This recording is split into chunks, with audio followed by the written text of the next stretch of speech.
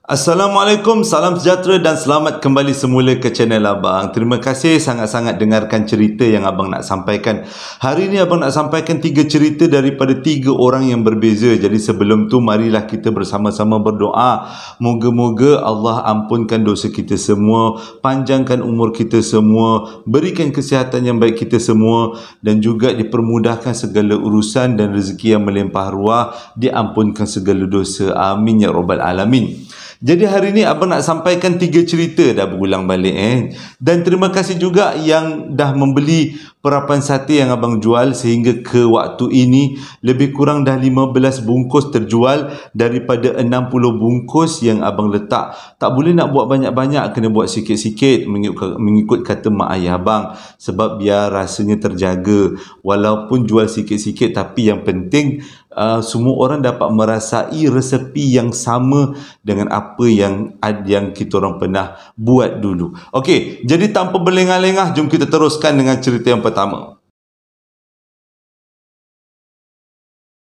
Cerita yang pertama disampaikan oleh seorang lelaki namanya Asrin, berlaku pada tahun 2011 kalau tak silap Abang, dekat Pahang.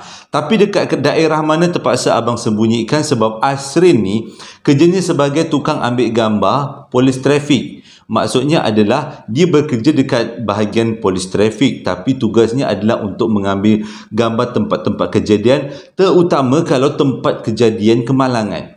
Jadi ceritanya yang dia nak cerita ke Abang ni, yang Abang cerita pada hari ini adalah berlaku lebih kurang pada tahun 2011. Pada waktu tu lebih kurang pukul 3 lah dia kata, dia dapat panggilan telefon, bukan panggilan telefon tapi panggilan arahan daripada pihak atasan supaya dia pergi ke tempat kejadian. Ada satu kawasan kampung dekat negeri Pahang berlaku kemalangan dan kemalangan ini melibatkan kemalangan maut. Jadi bila dah dapat tugas macam tu, Asrin dan juga kawan dia punya partner dalam bekerja sama-samalah bergegas pergi ke tempat kejadian. Nak tengok sebenarnya apa yang berlaku. Nak ambil gambar mangsa dan juga tempat kejadian tu, kalau ada apa berkaitan dengan jenayah ke atau bukan dengan jenayahnya, kurang-kurang dah ambil gambar, benda tu boleh jadikan bukti. Jadi bila sampai dekat tempat kejadian, barulah Asrin tahu sebenarnya kemalangan itu melibatkan sebiji motor dan juga lori balak kalau tak silap. Dan yang lebih menyayat hati, kedua-dua penunggang dan penumpang motor tu kedua-duanya meninggal dunia termasuk dekat bawah lori. Jadi dua-duanya meninggal kat tempat kejadian. Si suami dapat dikeluarkan dengan senangnya, tapi si isteri terpaksa mengambil masa lebih kurang 1 jam lebih untuk keluarkan sebab si isteri betul-betul tersepit dekat bawah lori. Dan bila kedua-dua mayat tu dapat dikeluarkan, alhamdulillah, teruslah dihantar ke hospital untuk bedah siasat. Jadi sebelum dihantar ke hospital untuk bedah siasat, si Asrin dan juga kawan ini ambil gambar di sekitar tempat kejadian untuk dijadikan bukti yang ini betul-betul kemalangan, bukan kemalangan yang dibuat-buat, memang melibatkan kematian. Jadi banyaklah gambar yang diambil, termasuklah gambar lori, lepas tu gambar kawasan-kawasan kejadian tu, macam mana dia boleh terjadi kemalangan. Jadi semuanya boleh dijadikan sebagai bahan bukti. Jadi selepas kedua-dua mayat tu dibawa ke hospital berdekatan untuk postmortem, Asrin pun kena ikut juga rombongan postmortem tu. Sebabnya mengikut prosedur kerja dia kena ambil gambar secara detail proses postmortem. Jadi bila sampai dekat hospital, mayat pula dah diletakkan dekat dalam bilik mayat, tapi pada waktu tu doktor pula tak ada. Jadi sementara menunggu doktor, Asrin pun dengan kawan dia tunaikan solat asar sebab waktu tu dah masuk asar. Jadi waktu semayang tu, start daripada mula semayang sampai habis semayang, hidung Asrin tercium bau hanyir darah. Dia kata dia tak tahu mana datangnya hanya darah tu. Sebabnya dekat kawasan kejadian tu memang banyak darah. Tapi kebanyakan darah tu memang ada di kawasan bawah lori. Dan bukannya darah tu bersepah-sepah di seluruh jalan. Jadi mustahil lah kalau Asrin terpijak darah. Pelik dia kata. Tapi dia terbau darah yang sangat kuat yang mengganggu dia. Lepas tu Asrin tanya dengan kawan dia. Ada tak yang si kawan dia ni bau darah? Tapi kawan dia bagi jawapan yang tak sama dengan Asrin. Dia tak ada bau darah pun. Dia kata normal aja. Tapi kenapa Asrin bau darah? Jadi dalam keadaan berteka-teki tu tiba-tiba dia dipanggil, doktor dah sampai. Jadi postmortem nak dilakukan. Jadi sewaktu postmortem tu dilakukan, semua organ penting dekat dalam badan si yang meninggal tu dikeluarkan untuk diperiksa. Dan juga otaknya dikeluarkan untuk disiasat sama ada apakah punca sebenar kemalangan ini. Jadi itu adalah prosedur yang biasa, kata Asrin, kalau melakukan operasi postmortem. Jadi waktu postmortem tu kata Asrin tak ada apa-apa berlaku. Cumanya bau darah yang tadinya dia bau tak berapa nak kuat, tapi sekarang ni sebab dia berdepan betul dengan mayat, bau darah tu sangat-sangat kuat. Jadi dia ambil lah semua gambar-gambar yang berkaitan dengan postmortem. Dan lebih kurang pukul 8 ke 7 lebih masa tu, sebelum maghrib, dia pun bergerak balik daripada hospital ke balai polis. Bila sampai dekat balai polis lebih kurang pukul 7 lebih, dia tunaikan solat maghrib. Selepas dia tunaikan solat maghrib, dia sambung kerja. Ya, ini memang polisi yang betul-betul bagus ni. Sambung kerja daripada pukul 8, jejaklah dekat pukul 9.30. Baru dekat pukul 9.30 tu barulah dia nak balik. Tapi waktu dia nak balik tu sebenarnya ada lagi kawan-kawan lainnya masih lagi bekerja. Ialah mungkin ada shift malam ke macam tu kan. Sebab polis memang 24 jam. Jadi waktu dia nak balik tu tiba-tiba kawan dia tegur. Dia kata, kau perasan tak selama ni? Lepas tu Asrin kata tak perasan. Apa benda yang perlu aku perasan? Dia kata, tapak kasut kau ada darah. Jadi Asrin pun terkejut. Dia tengok dekat tapak kasut dia, ada darah. Bila ada darahnya. Lepas tu dia tengok dia punya tapak kaki, dia punya tapak kasut dekat belakang tu, maksudnya kesan-kesan dia berjalan tu, ada memang tumpukan darah. Takkanlah ada darah lagi. Sebabnya kejadian tu pada pukul 3 petang. Mana mungkin ada darah lagi? Kalau ada darah, dia dah perasan awal-awal. Sebabnya daripada tempat kejadian, lepas tu menganjur ke hospital, lepas tu balik ke balai polis. Mana mungkin dia tak perasan ada darah dekat tapak kasut dia. Dan darah tu pula masih lagi cantik. Maksudnya masih lagi berair. Maksudnya boleh jadi kesan tapak kasut dia memang sangat jelas. Macam dia baru terpijak, lepas tu dia berjalan. Itulah yang dia rasa pelik. Jadi dia kata dia nak balik pukul 9.30 ni, dia tak naklah jadi apa-apa pada bini dia. Sebab waktu tu bini dia tengah mengandung anak mereka yang sulung. Jadi sebelum dia balik, dia cuci cukup-cukup kasut tu. Dia tak naklah kasut tu, mana tahu kemudian hari boleh bagi kesan yang buruk pada isteri dia kan. Jadi lepas cuci tapak kasut tu menganjur daripada pukul 9.30 naik ke 9.45, barulah Asrin dapat pulang ke rumah. Bila sampai dekat rumah, dia tengok bini dia belum tidur. Tapi dia letakkan kasut yang ada kesan darah tu, walaupun dia dah basuh, dia letakkan dekat luar rumah. Selalunya dia akan letak dalam rumah, dekat dalam almari kasut. Tapi kali ni dia takut kalau terjadi apa-apa, dia letak luar rumah.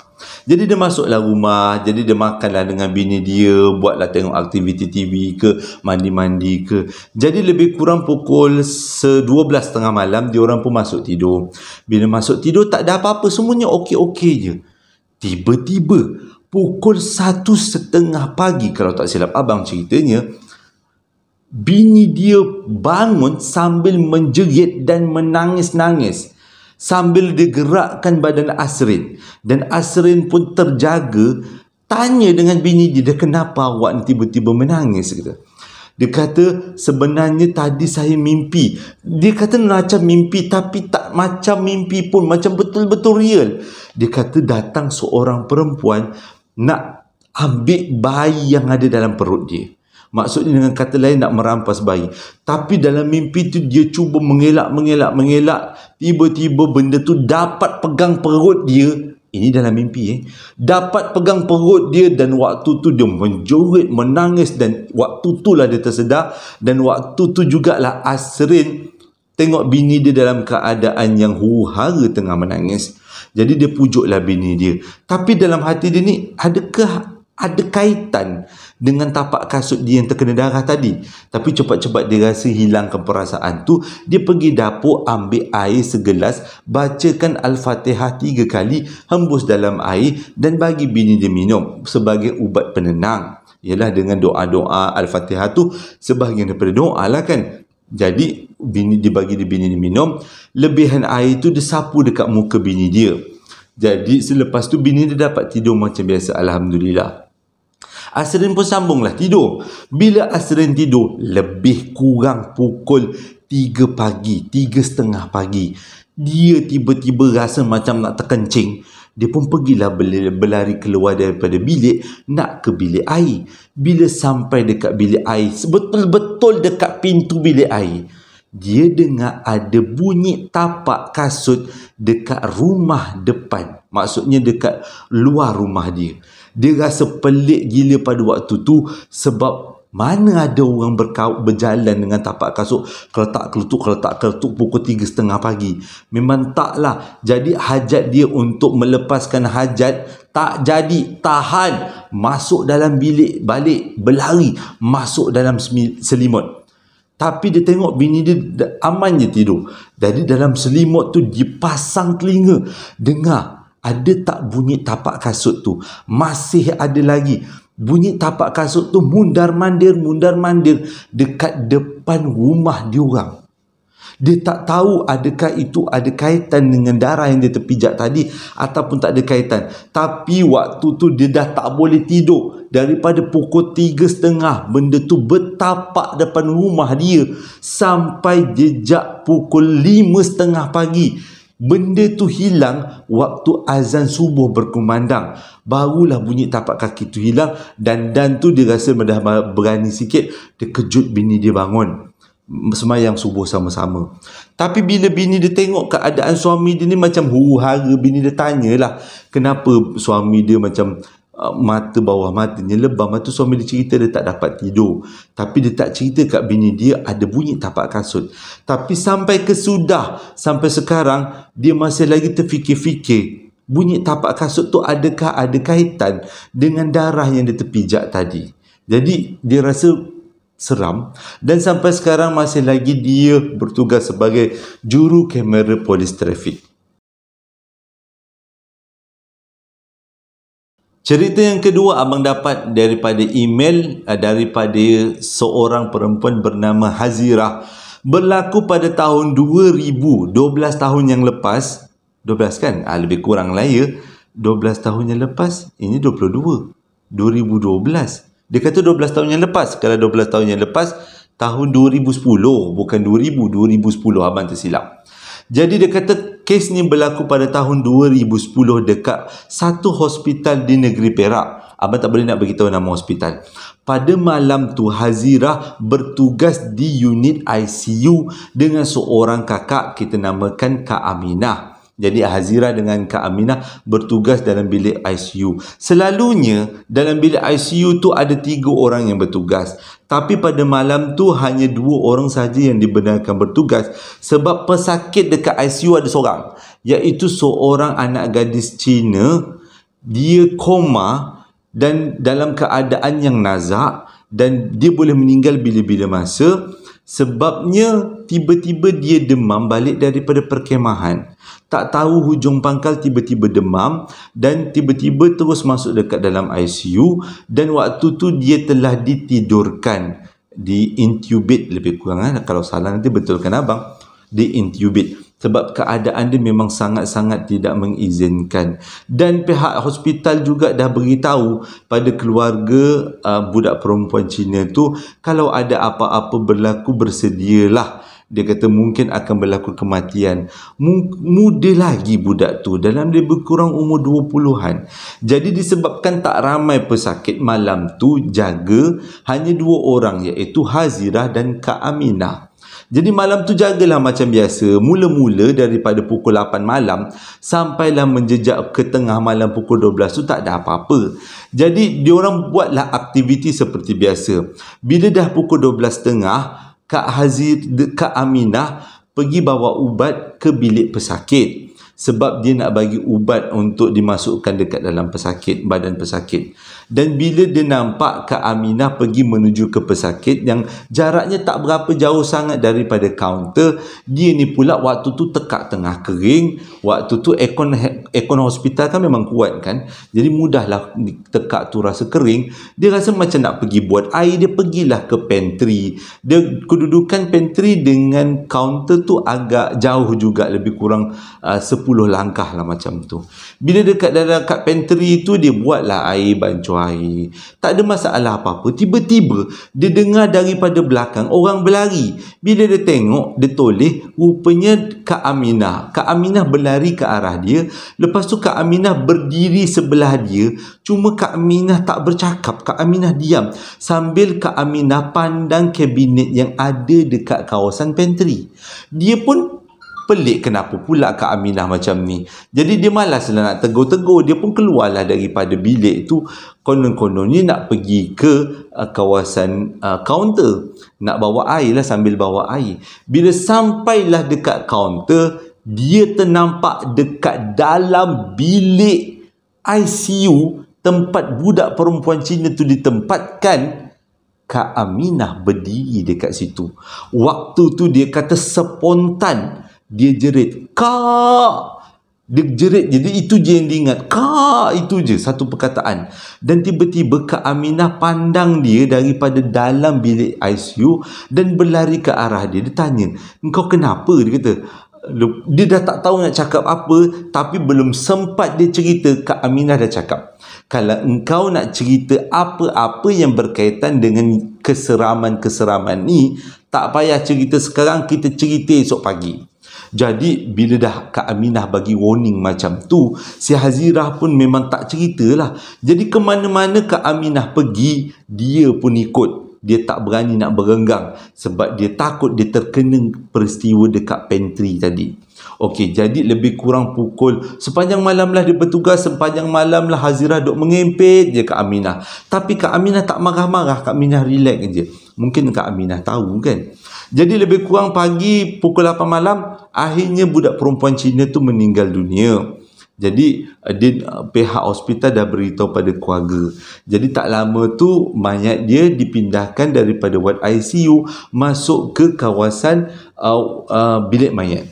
Jadi bila dah sudah tu, Kak Aminah dan juga Hazirah siap-siap nak balik. Pada waktu itulah Kak Aminah tanya, apa yang terjadi pada Hazirah bila kenapa Hazirah tiba-tiba menjerit? Hazirah cakap, dia ceritalah dia nampak Kak Aminah berlari ke arah dia. Tiba-tiba bila dia pergi ke kaunter, balik daripada pantry, dia tengok Kak Aminah ada dekat dalam ward pesakit. Jadi dia tahu yang dalam ward pesakit tu adalah Kak Aminah, yang ada dekat pantry tu bukan Kak Aminah. Sip baik dia kata benda tu tak pandang muka dia dan ataupun tak buat tindakan yang kurang cerdik, pergi gigit si Hazirah ke, itu lagi mengiap seriau. Tiba-tiba pandang Hazirah, dia punya mulut terkoyak, mata nak terkeluar macam tu. Sik baik tak jadi, dia kata. Sik baik dia nampak Kak Aminah dalam keadaan yang normal-normal aja. Tergelak Kak Aminah, dia kata bukan kau aja kena malam tadi, akak pun kena benda yang sama. Jadi Hazirah tanya dengan Kak Aminah, apa yang Kak Aminah alami? Dia kata waktu dia tengah buat pemeriksaan pada pesakit tu, tiba-tiba dalam keadaan cuaca lah, cahaya yang sangat terang benderang, tak adalah terang benderang, maksudnya terang lah. Dia nampak dekat sudut bilik ICU tu ada seorang nenek bongkok 3 berdiri. Dia tahu itu bukan manusia, itu mungkin makhluk alam sebelah ke, macam mana ke, roh ke. Tapi dia tak juga halau-halau benda tu. Jadi dia biarkan aja nenek tu berdiri. Sampailah tiba-tiba si Hazirah menjerit nama Kak. Waktu tu bila dia tengok ke arah nenek tu dah hilang. Dan waktu tu Kak Aminah pun keluar daripada bilik, tanyakan dengan Hazirah, menenangkan Hazirah. Jadi bila dah tahu cerita ni, dia kata selepas tu tak ada lagi peristiwa. Cuma inilah satu-satunya peristiwa pelik. Sama ada orang tua tu, siapa orang tua tu sebenar? Mungkin orang tua tu orang yang sama menyamar dengan dia, menyamar sebagai Kak Aminah waktu masuk dekat dalam pantry tu, boleh jadi juga kan? Menjadi anak perantau, satu benda yang terpaksa ditempuh. Walaupun apa yang berlaku, dan ini adalah core kepada cerita yang ketiga, berlaku lebih kurang 2008 kalau tak silap, dekat Batu Pahat, Johor. Diceritakan kepada abang oleh seorang lelaki yang bernama Sidi. Dia ni orang Sarawak. Tiba-tiba dapat tawaran bekerja sebagai pensyarah dekat Batu Pahat, Johor. Dia dah lama cari kerja, dia kata, tapi tak berjumpa. Dia punya priority dia, maksudnya dia punya keutamaan dia diberikan, kalaulah dapat kerja dekat Sarawak, tapi selama berbulan-bulan tak ada satu pun tawaran kerja dia dapat dekat Sarawak, bukan rezeki. Tiba-tiba dia dapat panggilan jadi pensyarah dekat Batu Pahat. Nak tak nak kena pergi.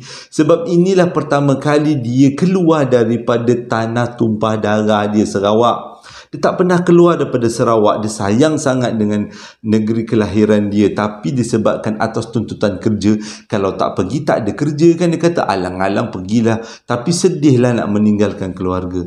Bila sampai dekat Batu Pahat, dia ditempatkan dekat dalam satu bilik asrama lelaki. Dia ni lelaki lah, Sidi lah namanya kan. Jadi ditempatkan dekat satu bilik asrama lelaki, sementara pihak kolej membersih-bersihkan quarters yang untuk didiami oleh Sidi nanti. Jadi waktu dia duduk dekat dalam bilik asrama blok B, pada waktu tu dia kata nak tidur pun susah. Sebab budak-budak kolej ni, budak-budak kan pada waktu tu, jadi dia punya tekak dia macam nak terkeluar kalau dia menjerit. Memang sangat kuat. Kalau bercakap kuat, berborak kuat. Lagilah kalau nak katakan nak buat assignment, buat group discussion, lagilah kuat suara dia. Jadi disebabkan tu dia rasa macam terganggu jugalah nak tidur. Tapi dia rasa macam okey, sebabnya dia duduk dekat asrama tu tak lama, lebih kurang 2 minggu je. Tapi bila masuk minggu yang ketiga, dia dapat surat daripada pihak kolej yang mengatakan dia boleh pindah dekat dalam quarters yang disediakan.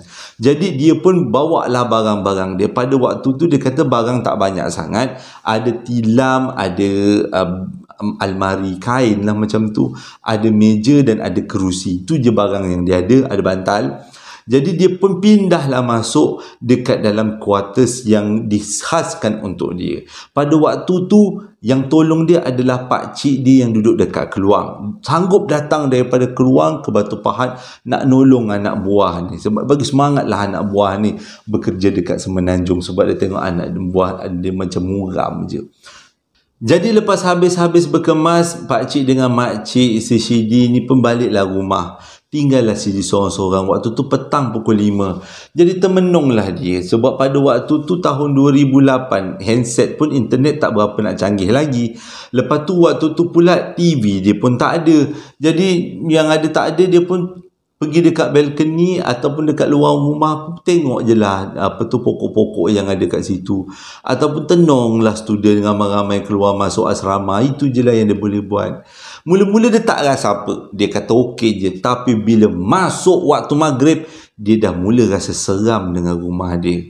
Tapi dia kata nak buat macam mana, nak tak nak dia kena tempuh. Hati sedih tinggalkan keluarga, tapi terempuh jugalah. Jadi pada malam tu dia lebih kurang pukul 11.30 malam dia dah masuk tidur. Masuk dekat dalam bilik, dia kunci dan dia duduk dalam bilik, pasang earphone, dengarlah lagu sampailah tertidur. Tapi nak jadi cerita, lebih kurang pukul 1 pagi, dia dengar ada orang main guli, budak main guli dekat ruang tamu rumah dia. Dia dengar memang betul-betul sah daripada ruang tamu rumah dia, bukan rumah sebelah. Dia pasang telinga betul-betul. Lepas budak-budak tu main guli, tiba-tiba dengar pula dekat dapur orang memasak. Macam rumah tu macam dihuni oleh satu keluarga. Ada anak, ada bapa, ada emak. Yang dengar bapa dia ni tengah buat kerja macam kerja-kerja rumah, mak dia pula tengah memasak, yang si anak pula tengah main guli. Shidi rasa memang betul-betul rumah tu macam ada family lain yang duduk. Dan dia yakin itu bukan manusia, tapi itu adalah makhluk alam sebelah. Tak apalah, dia kata selagi benda tu tak kacau dia okey je, tak ada masalah. Jadi dia kata dia layan mata, dia biarkan aja orang tu main guli, orang tu masak, dia biarkan aja. Dan akhirnya dia tertidur. Sedar-sedar dah subuh, dia bangun subuh, dia bersiap-siap dan pergilah ke college. Dia mengajarlah macam biasa, bekerjalah dia macam biasa. Dan lepas habis waktu kerja, lebih kurang pukul 5, dia balik semula ke hostel dia. Pada waktu tu hari Jumaat. Bukan hostel, quarters. Jadi bila sampai dekat quarters tu, dia rasa macam seram-seram.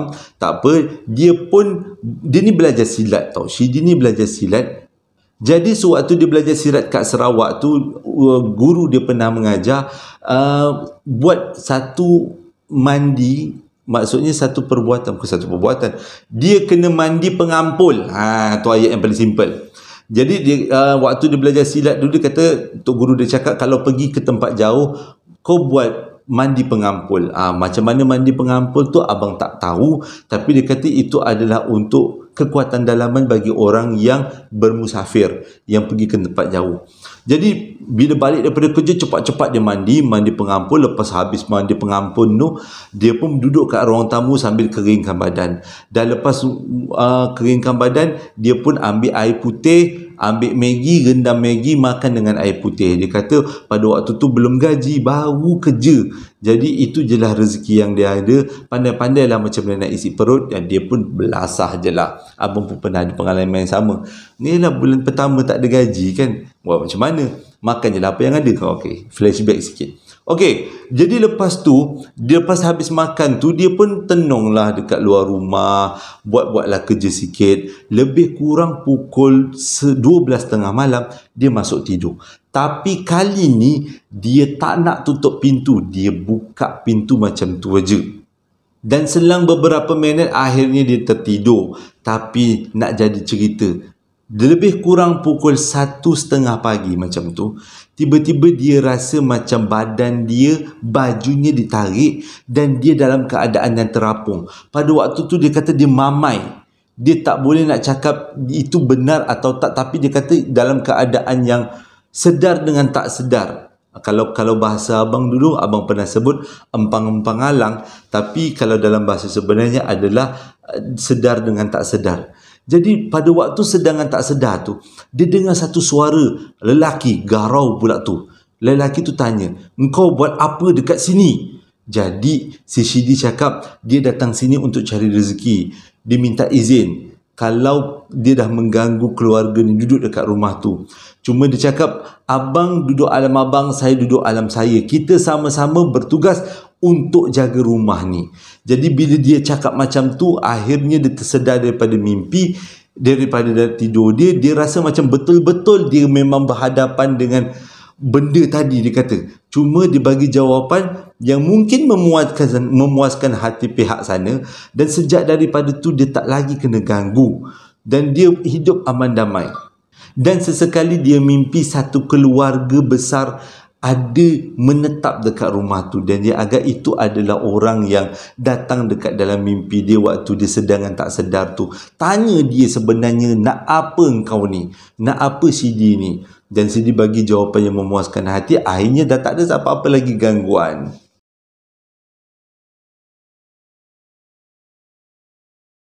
Terima kasih dah menonton video abang daripada mula sampai habis. Terima kasih juga dah yang membeli baju nak dijadikan cerita, sambal lara dan juga perapan sate. Ada juga yang DM abang, bukan DM, PM, private message abang. private message abang. Hari tu dia orang tanya pasal macam mana nak buat sate, tapi kali ni dia tanya pula boleh tak benda tu dibuat untuk panggang ayam, panggang kambing. Boleh, dia kata dia banyak daging korban, boleh, tak ada masalah. Tapi kalau nak sedap, perapan tu biarkan selama setengah hari, biar meresap masuk ke dalam tulang. Terima kasih dah menonton video abang daripada mula sampai habis. Hingga berjumpa lagi dalam posting abang yang akan datang. Assalamualaikum warahmatullahi wabarakatuh.